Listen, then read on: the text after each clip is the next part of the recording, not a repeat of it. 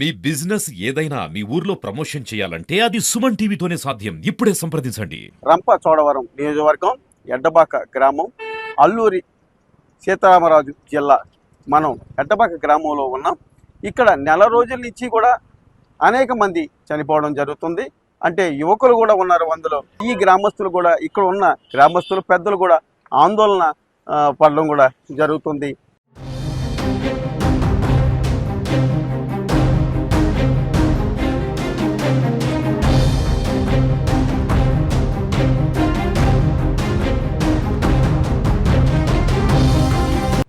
యువకులు కూడా దాదాపు పురుగుల మందు తాగి, అట్లాగే కొంతమందికి హార్ట్ అటాక్ రావడం, బ్రెయిన్ స్ట్రోకులు రావడం, అట్లాగే ఉరేసుకొని చచ్చిపోవడం కూడా జరిగింది.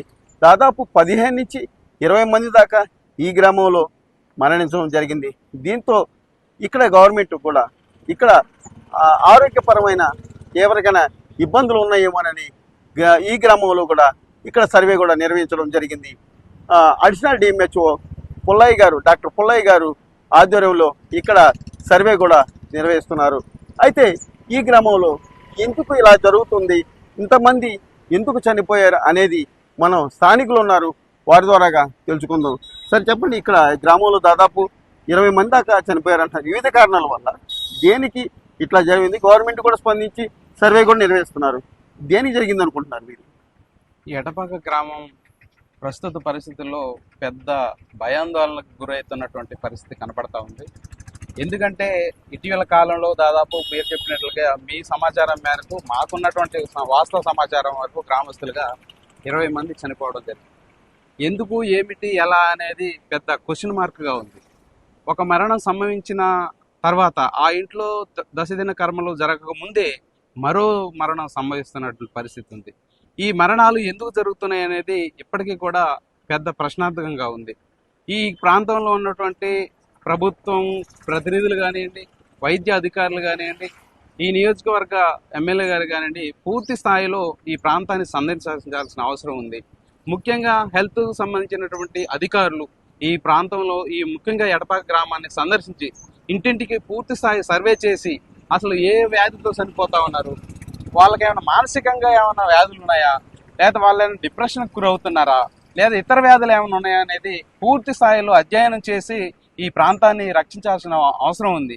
లేదంటే ఈ ప్రాంత ప్రజలు మొత్తం కూడా భయాందోళనకు గురయ్యి మూఢనమ్మకాలకి లోనయ్యి భూత వైద్యులు లేక ఇతరులని సందర్శించి ఇతర విచ్చలవిడిగా డబ్బులు ఖర్చు పెట్టేసి మూఢనమ్మకాలకు లోనయ్యేటువంటి పరిస్థితి కనపడతా ఉంది.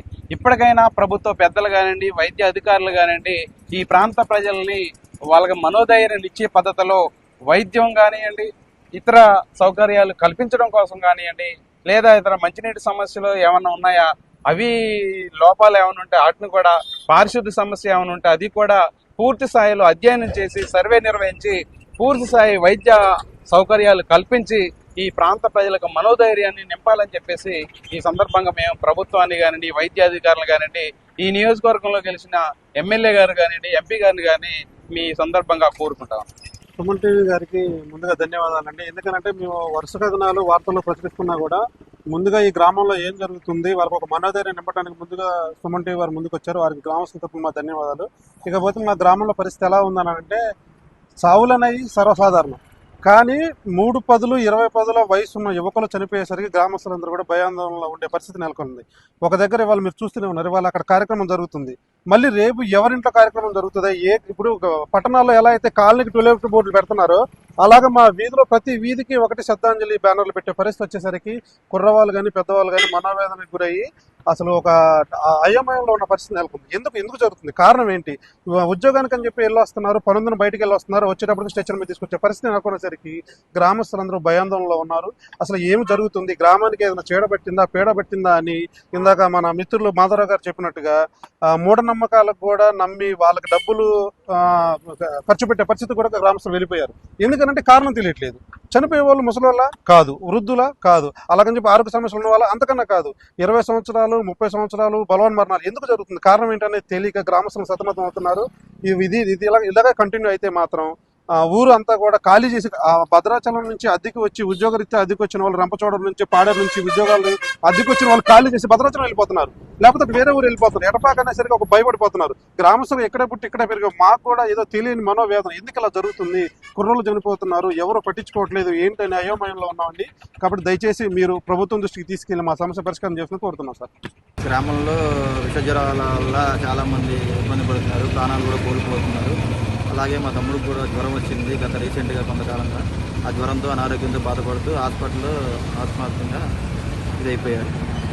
అంటే ఎంత వయసు మీ తమ్ముడు? 25 సంవత్సరాలు ఉంటాయి. అదేవిధంగా మా గ్రామంలో చాలామందికి అదే విధంగా జరుగుతుంది. ఎందుకు జరుగుతుందో తెలియట్లేదు.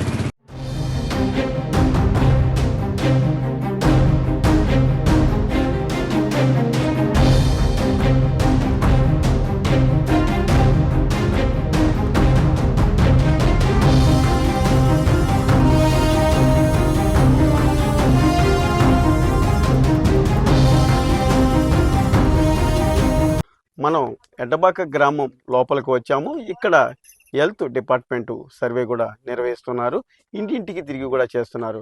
అడిషనల్ డిఎంహెచ్ఓ డాక్టర్ పుల్లయ్య గారు ఈ సర్వే కూడా నిర్వహించమని కూడా చెప్తున్నారు. అయితే మన దగ్గర అధికారులు ఉన్నారు, వారితో ఏం సర్వే చేస్తున్నారు ఏంటి అనేది మాట్లాడుతాం. మేడం చెప్పండి, అసలు మీరు ఇంటింటి సర్వే ఎడ్డబాక గ్రామంలో చేస్తున్నారు, దేనికోసం చేస్తున్నారు? నెల్లిపాక పిఎస్ అండి, నెల్లిపాక సూపర్వైజర్ నేను.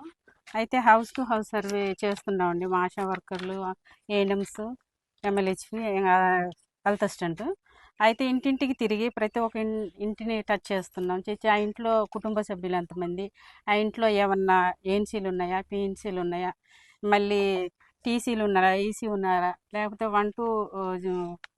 0 to 1 year పిల్లలు ఎంతమంది, 1 to 5 years పిల్లలు ఎంతమంది, కిషోర బాలికలు ఎంతమంది, 10 to 19 years వాళ్ళు ఎంతమంది, ఏమన్నా జ్వరాలు ఉన్నాయా, ఇంట్లో ఏమన్నా క్రానిక్ డిసీజెస్ ఉన్నాయా, బీపీ, షుగర్లు, వీళ్ళన్నీ డేటా తీసుకుంటున్నామండి.